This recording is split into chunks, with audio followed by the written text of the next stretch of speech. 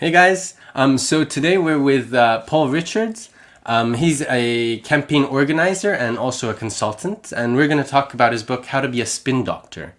So, as always, my first question is, what do you think are the three main concepts of the book? Well, thanks very much, and thank you very much indeed for having me. It's a real thrill. You know, you talk to authors a lot, and what do authors like talking about? They like talking about their books, don't they? So it's always a great pleasure.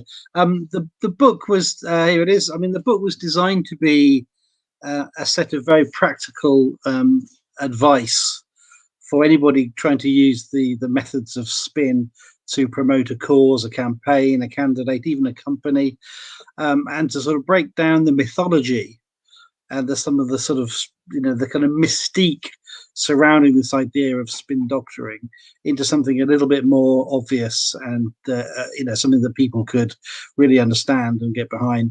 And the sort of premise of it is that there's nothing wrong with it. It has a terribly negative connotation. It's tied up with propaganda and more latterly, fake news and all of this. And what I sought to do was to say, look, we're all spinning all of the time.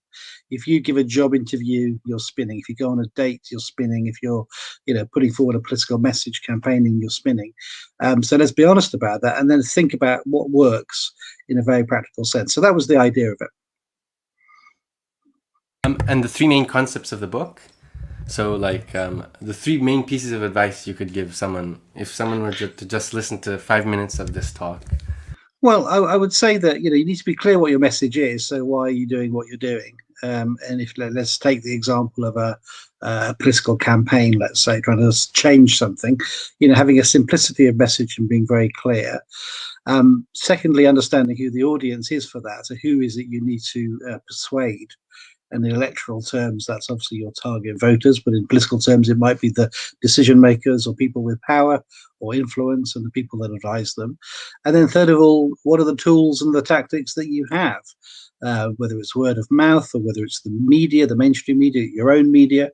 I mean, it's quite interesting that there's the very first edition of the book came out in the late 90s, when in the UK, certainly, there was a lot of interest in this world of spin doctoring, and it was very much associated with the Labour Party of Tony Blair and Peter Mandelson. Peter Mandelson came to the book launch, which was a very exciting thing.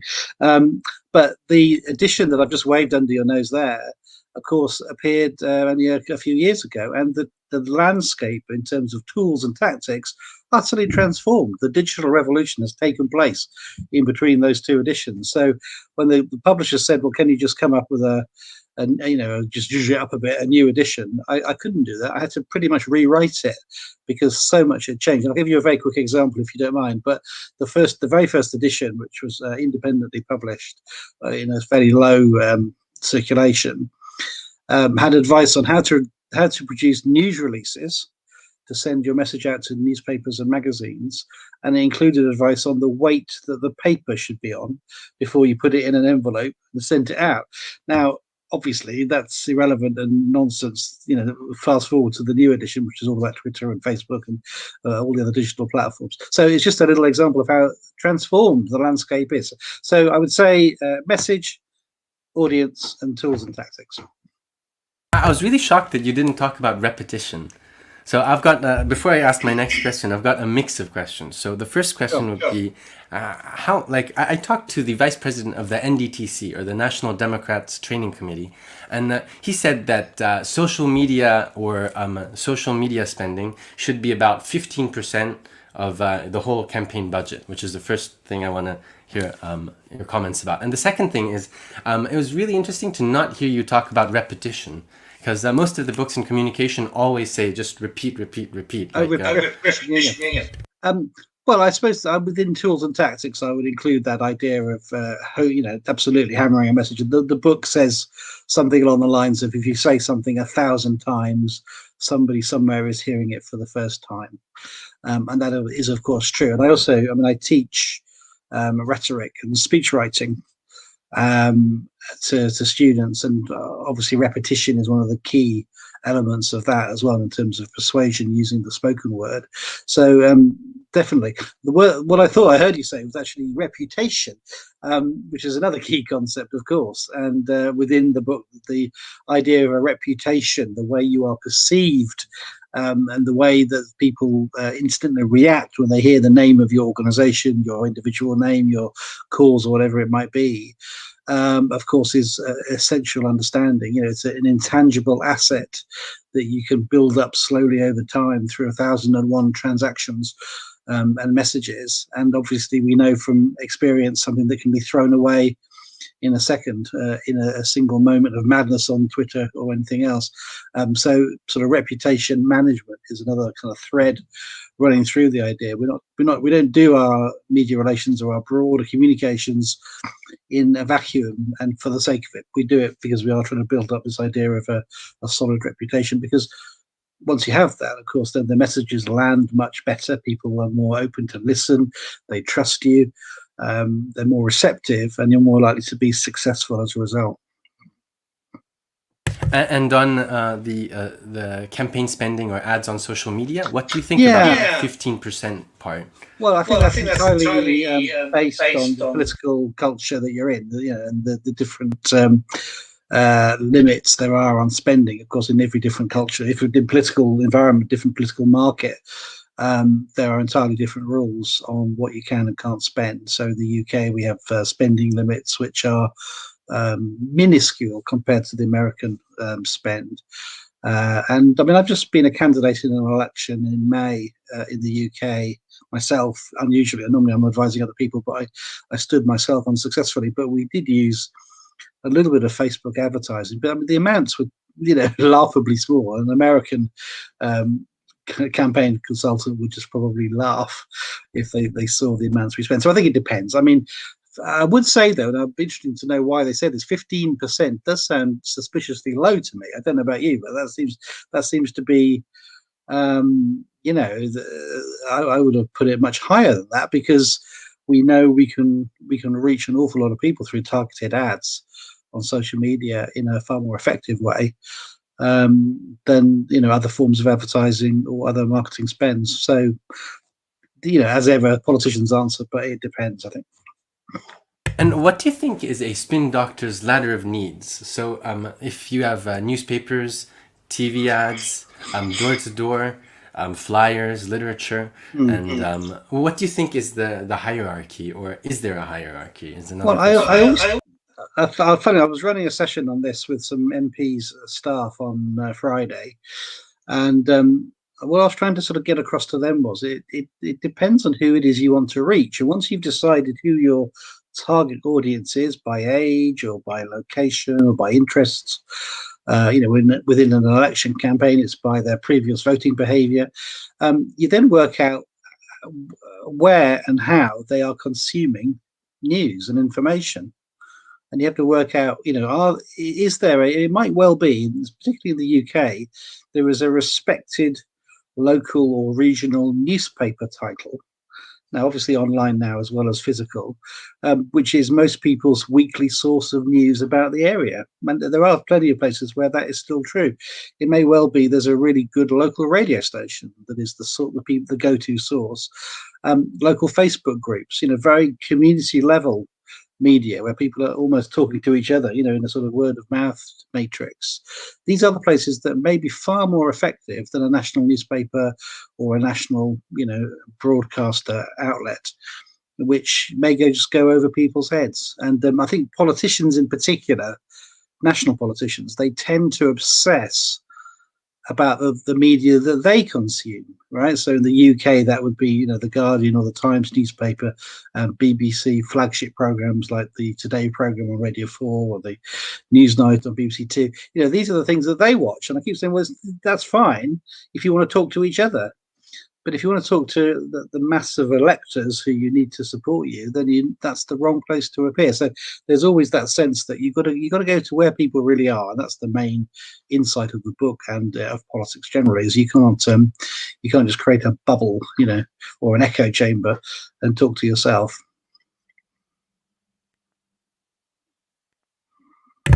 My first written question is, what was the most impactful campaign you've ever been in? So what do you think? Yeah.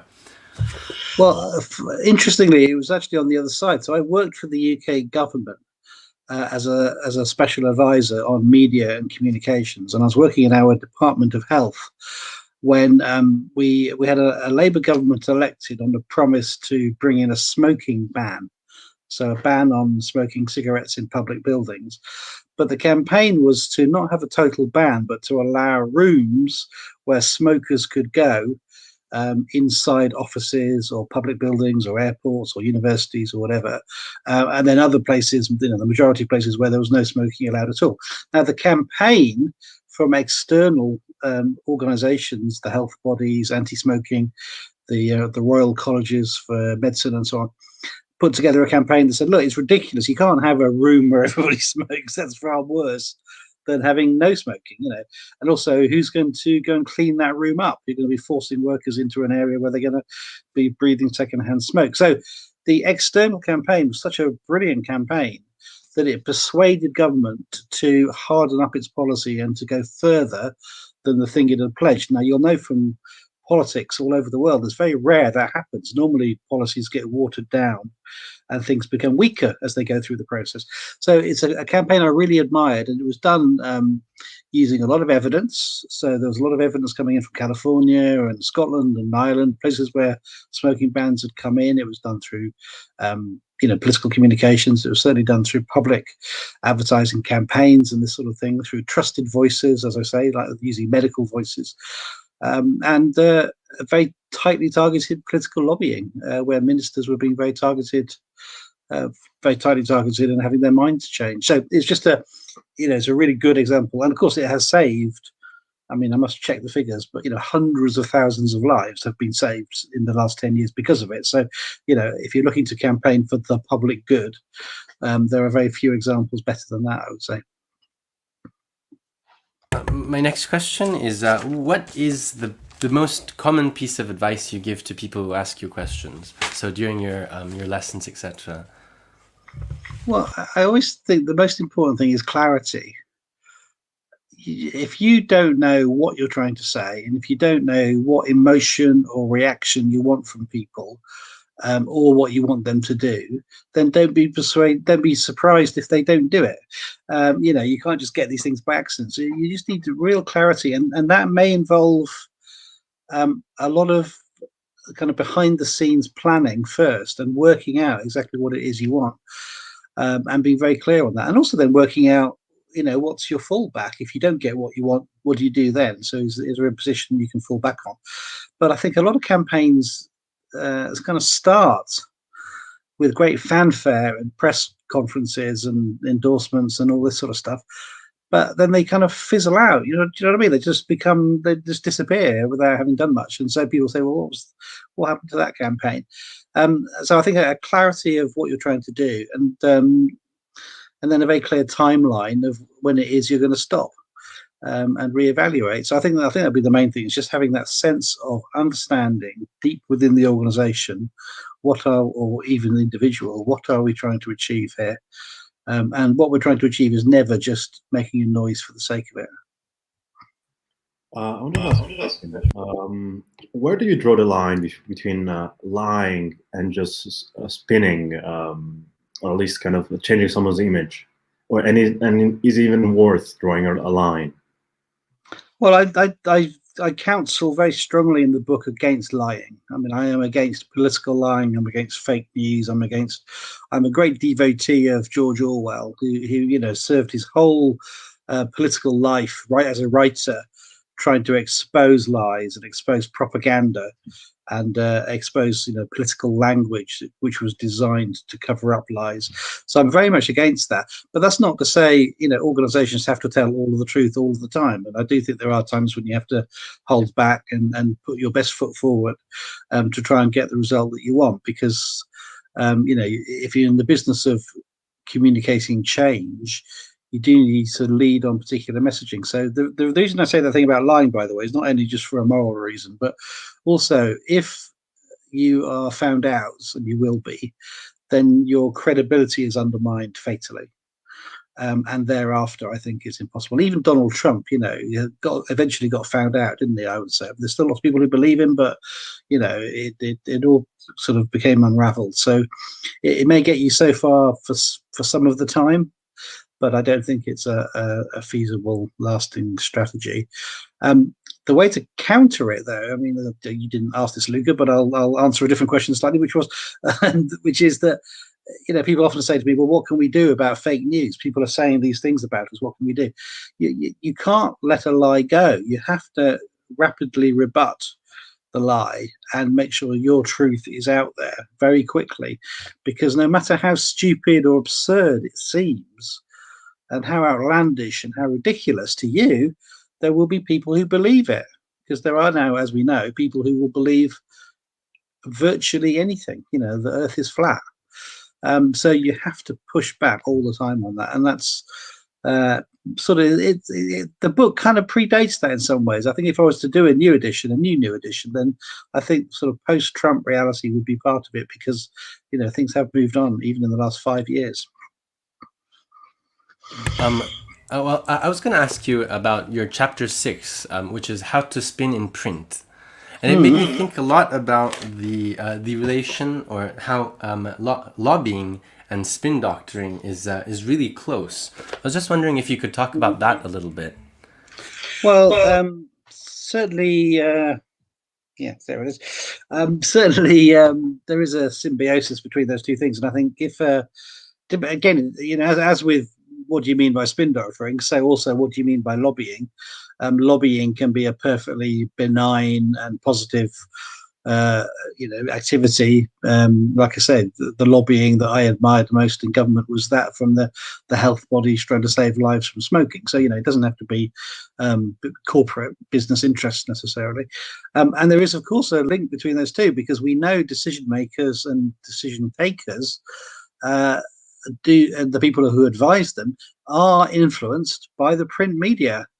And I'd say, well, look, if you can find out which columnist particularly is of interest to which politician or which official that's going to take the decision, then you could even target that columnist, try and get words planted into the column they know they're going to read. It could even be at that level. And then certainly there's a role for opinion pieces, op-eds, the sort of background noise, if you like, the kind of environment of comments. And these days it's much easier to get stuff published, because you don't have to rely on a national newspaper. There's lots and lots and lots of places where comment, and at the end of the day, you can put it on HuffPo, can't you, and get something up on there, and then use your own media to amplify it. So yeah, I think there's a real linkage there between sort of issues management, lobbying, that kind of campaigning and persuasion, and what people are reading about in their various different newspapers and magazines and online.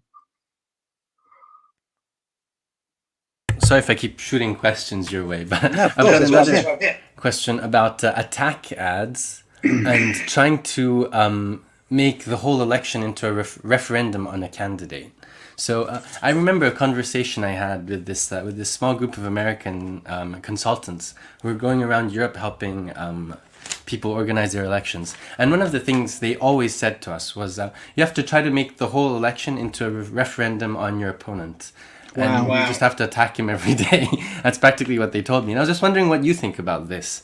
And well, that is I think that's a facet of American political campaign culture which doesn't translate into other cultures necessarily, and probably nor do we want it to. I think the so-called character question, of course, does matter. But I think I would always argue that the issues are more important, and the sort of the policies are more important. And in the UK in particular, and other places too, actually, you see people elected, who have all kinds of very personal flaws and personal foibles, and they're not an identikit kind of politician. And yet somehow they manage to succeed in their own terms and do things and so on. So, if we start ruling out people because they don't fit the mold and think that they're going to get attacked, and the character question and all that will take them out of the game, then I think we're in trouble. I mean, there's a very powerful speech on Thursday, I think it was, in the UK House of Commons from an MP, a recently elected MP. It was on Pride. It was Pride Month, and they're doing a debate on Pride.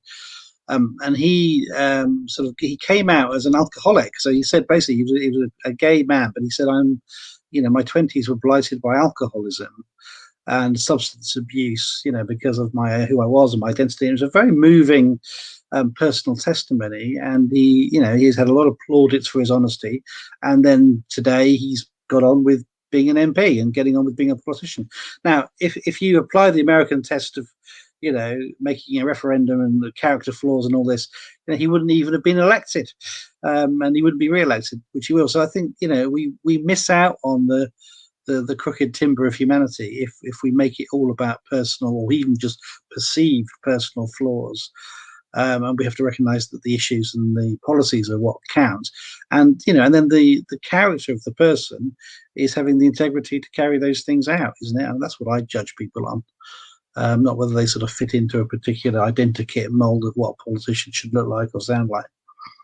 So the Americans, the Americans do have it down to a fine art, don't they? I mean, it really is all about attack. But I really hope we don't get like that in other cultures in Europe and in the UK as well. I was just checking Nancy Pelosi's biography, and it's like the numbers she spent are just amazing. She spent something like $100,000 to try to become a leader in the Democratic Party. So to get elected by 300 people, which is something that never happens in Italy. Wow. Yeah, that's so much money. And the next I think that's corrupting, though. I just think the amount of money is spent in American politics is obscene. And that kind of money can only come from the private sector. There aren't other sources for that. So immediately you are into the business of, why are they giving you money? And of influence and all the rest of it. I just think that I'm a big fan of spending caps and transparency. And in the UK we do not have sort of these PACs and all that sort of stuff. I think I know in other parts of Europe the same is true. I just think politics is much cleaner and better if you don't have that limitless spend, where it's not even millionaires anymore, it's now billionaires, the people who become our politicians in America. To only be a millionaire, you haven't got enough money.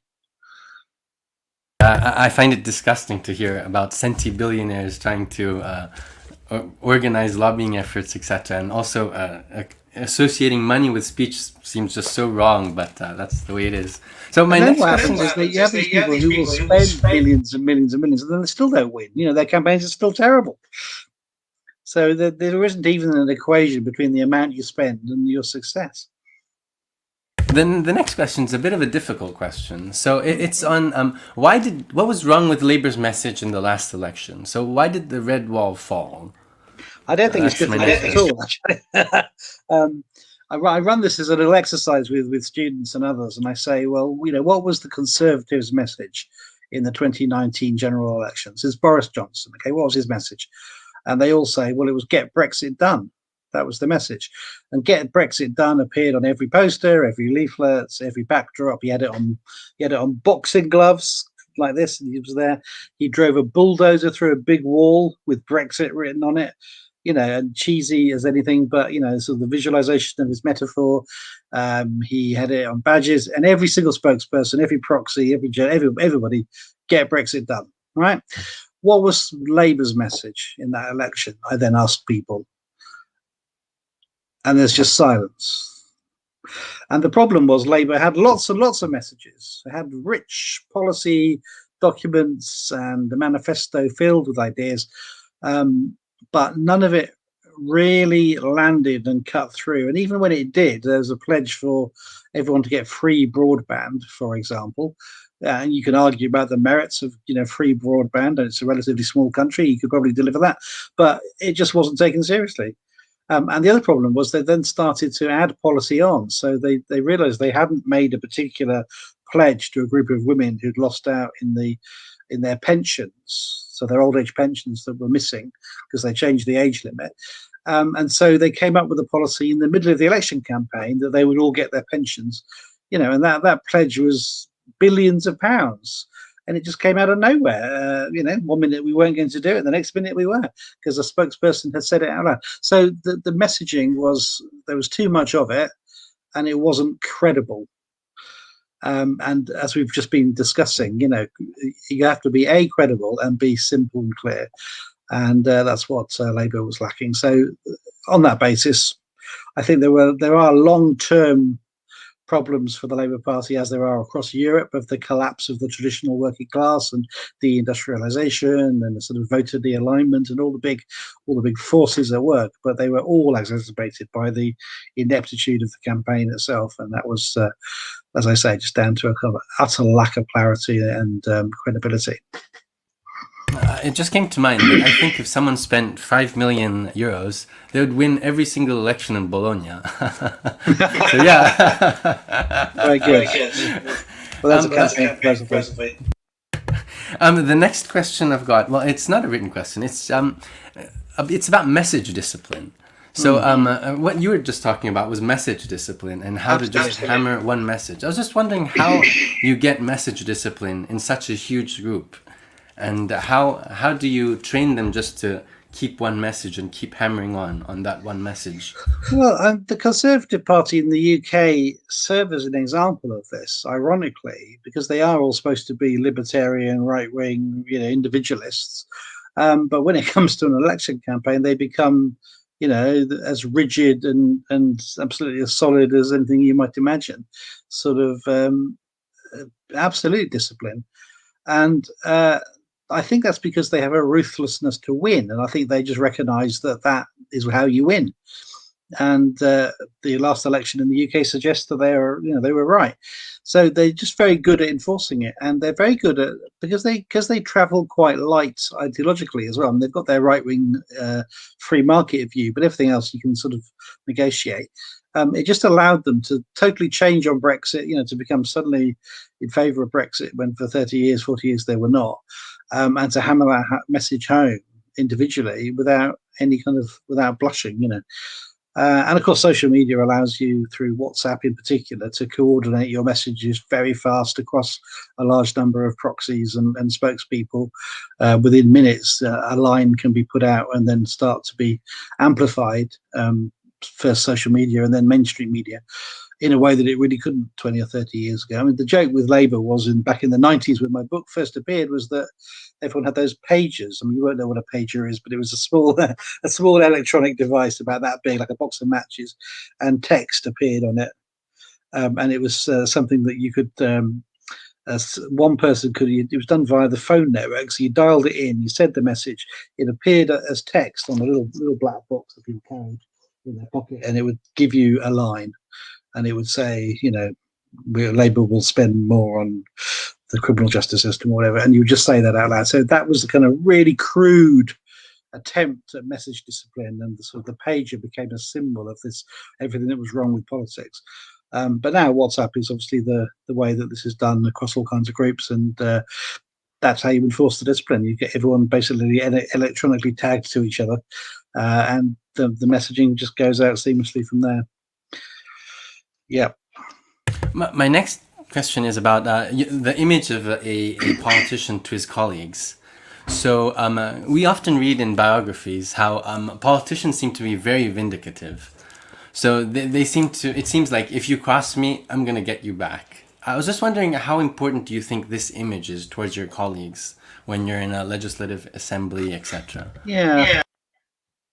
Well, I can remember I was involved in student politics, back in the 1980s, and then I got my very first job was in the British Parliament, working for a politician in the very early 90s, and it was the first time I really encountered national politics, and I remember just being appalled at this kind of pettiness and this vindictiveness and this kind of idea that, if you weren't invited to a particular meeting, or you weren't sitting in the right seat, or somebody didn't name you in a speech or something, then you would bear this kind of grudge against them. And I remember thinking at the time, it is so pathetic. And I haven't changed my mind. There's no payoff to this story.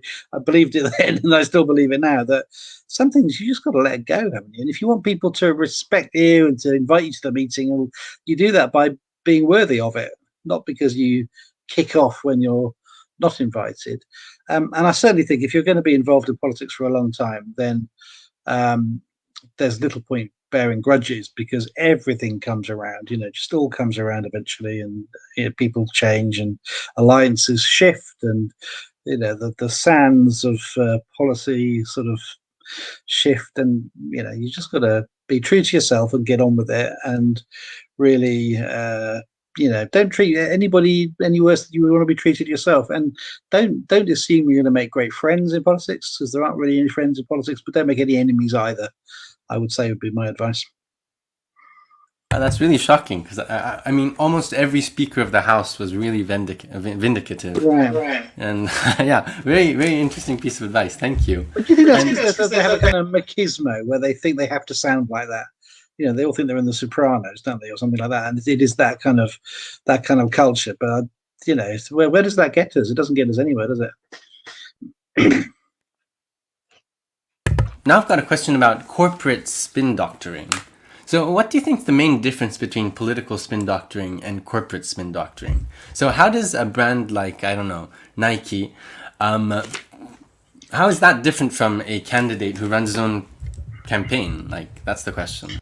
Well, I mean, some of the techniques are very, very similar, but the outcomes are completely different. So Nike, it's about sales, and in politics, it's about change, and those are the two things we're aiming for. But in if you ally it to sales and marketing, of course, it's much easier to measure, so you can see with what's working or what isn't. And also, the calamity of a public relations disaster is felt much greater, I would argue, in the commercial world, because it can affect your share price, your business. You can collapse almost overnight if there's a lack of confidence, and if your reputation takes a hit.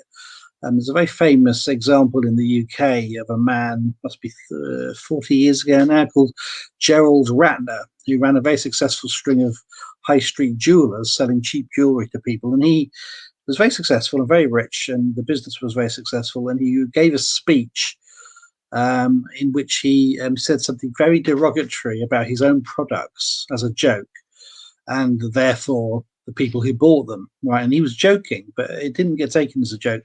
This was pre-social media, but the mainstream media picked it up, ran with it, ran it in the papers the next day, and his business actually collapsed as a result of this. So he lost his business, lost all of his share price, all of the value disappeared, because his reputation had been damaged. And we talk about doing a Ratner in England as meaning, a sudden loss, of sudden collapse of confidence because of a stupid thing you say out loud.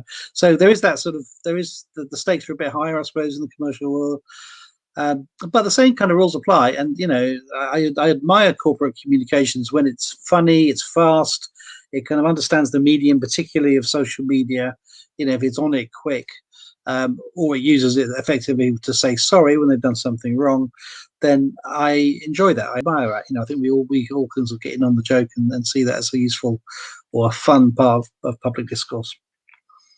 I've got two more questions. Sure. My penultimate question is, what do you think are the 3 worst managed campaigns that you've ever seen? So like the worst message, the worst organization, and if you could also tell us what the mistakes were. Because we usually learn from our mistakes, right? So collective mistakes should help. Well, I don't know. I mean,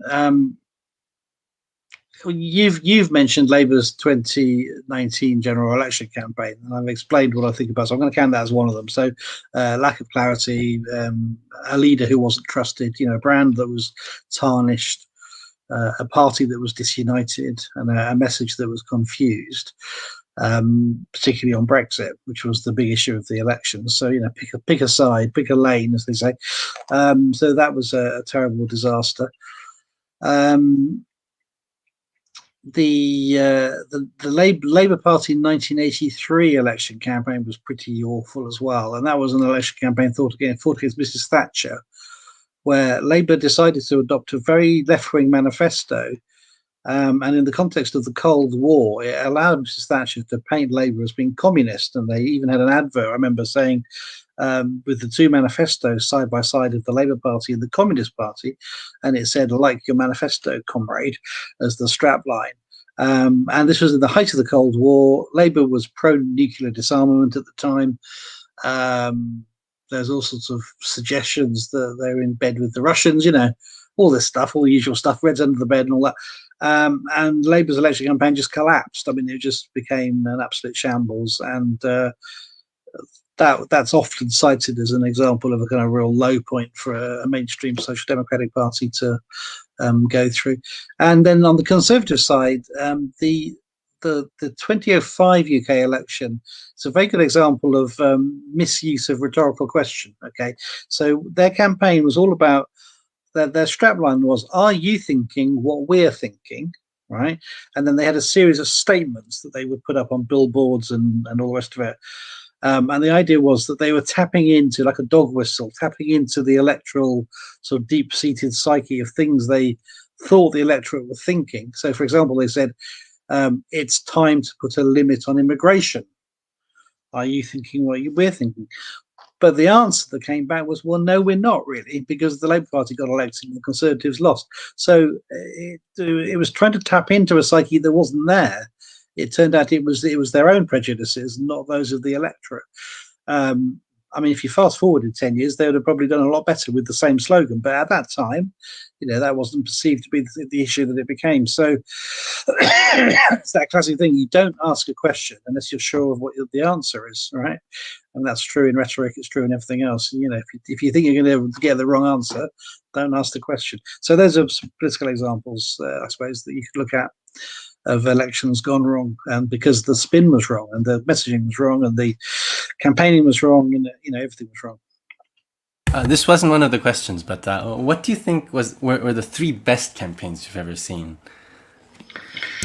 Well, this is sort of generational, because I was very involved in the 1997 general election campaign in the UK with New Labour and Tony Blair, and Gordon Brown, and I'd been involved for a long time up to that point, losing elections through the 80s, through the 92 election that we lost. And I was a candidate in that election, but also involved in all kinds of things that the party was doing. And it was just that classic thing, to be young was very, well, bliss was in that dawn to be alive, but to be young was very heaven. It was that sort of idea that finally we'd won. And we won, Labour won with such a massive majority. It's a huge swing. In the seat where I was the candidate, we got a 17.6% swing, which is off the scale. Didn't quite win the seat, but came very close, and it was part of a sort of pattern across the country. So that campaign was joyous to work on. As an observer, just looking in, I think probably Barack Obama's second election was a triumph on the whole message of forward. And it's quite difficult to win as an incumbent, isn't it? It's easier to be a challenger because you can sort of say and do things with more freedom, but to try and fight on both your record and then looking forward at the same time is hard. So I admire that campaign, and I think it serves as a good example of where the left is in power, where it can win. Jacinda Ardern in New Zealand pulled off the same trick, by the way. With a very similar message, which her message was, let's keep moving forward. And Obama's was just forward, but the same idea of momentum, movement, keep going in the same direction. That's quite clever.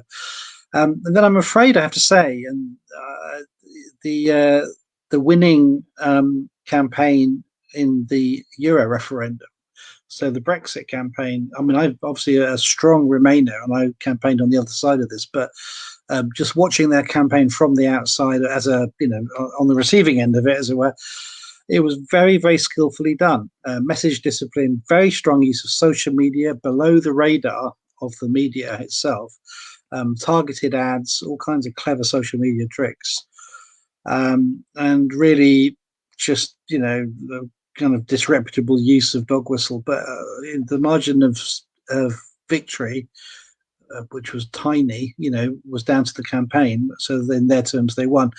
The BBC made a film about it, the drama about it, which I advise people to watch if you want to see how it's done. Dominic Cummings is played by Benedict Cumberbatch, the actor. And it's a great piece of political drama if you like such things. But, that was a successful campaign, even if I didn't agree with it. So, there are examples all over the world, I suppose, where these things are true. And you can, as you say, you can learn from all of them. So the next time I write the new edition of the book, all of these and more will be in there, I'm sure, because we're all learning all the time. Now I really only have 2 questions left. So really 2 questions left. One, sure. What did Theresa May do wrong? I think her problem was she tried to square a circle that was just impossible to square.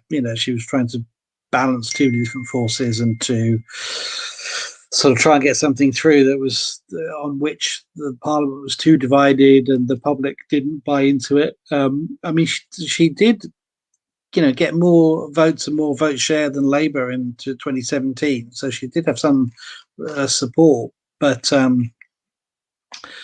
I think, to be honest, she had a kind of impossible. I don't know who could have succeeded in that. And the point of Boris Johnson was he kind of ripped up everything and just started again. And he was talking about ruthlessness in politics earlier. He ruthlessly sacked a handful of pro-European Conservative MPs, some of whom were the real grandees of the party, real established figures like Ken Clarke, and just got rid of them, just wouldn't allow them to stand as candidates, and so off they went. So kind of real ruthless change. But it goes back to what I said earlier, that the Conservative Party in the UK is extremely good at winning and holding on to power. And historically, at least, the Labour Party in the UK has been very, very bad at winning and holding on to power. Labour's success rate is dismal compared to, the Swedish Social Democrats or the Germans or anybody else. So I think that's the main answer there. My last question is, what's the best piece of advice you've ever gotten? And what do you think we've forgotten to ask you?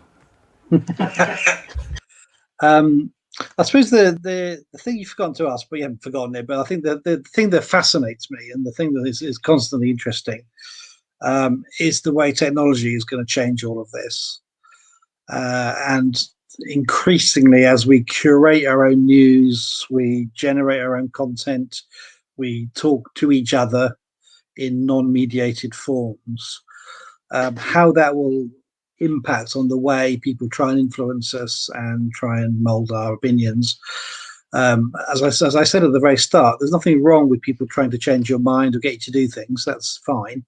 But how will that alter and change once, people are not even reading the idea of the concept of a newspaper? Is going to be disappearing very fast, isn't it? When I started off working in this field, the first thing I had to do was to go and get a stack of newspapers and go and read all the political pages and read through them and see the op-eds and everything, and be able to brief a politician on what was going on in the news, right? Now, I don't know the last time you even held a newspaper in your hand, but I can't remember when they even was. When I last saw one, I don't know. Certainly don't start my day with them. So the way technology is changing everything, I think, is true in this field as it is in absolutely everything else. This is the revolution of our times, and it's frightening, thrilling, exciting, but unpredictable. So that's the sort of the big thing. And then, what's the best piece of advice I've ever received? I suppose it would be just that sense of try to be true to yourself and try to be consistent, because people will admire and respect that far more than people who blow in the wind. So try and be a sort of solid presence rather than a weather vane that just gets blown around. A signpost rather than a weather vane.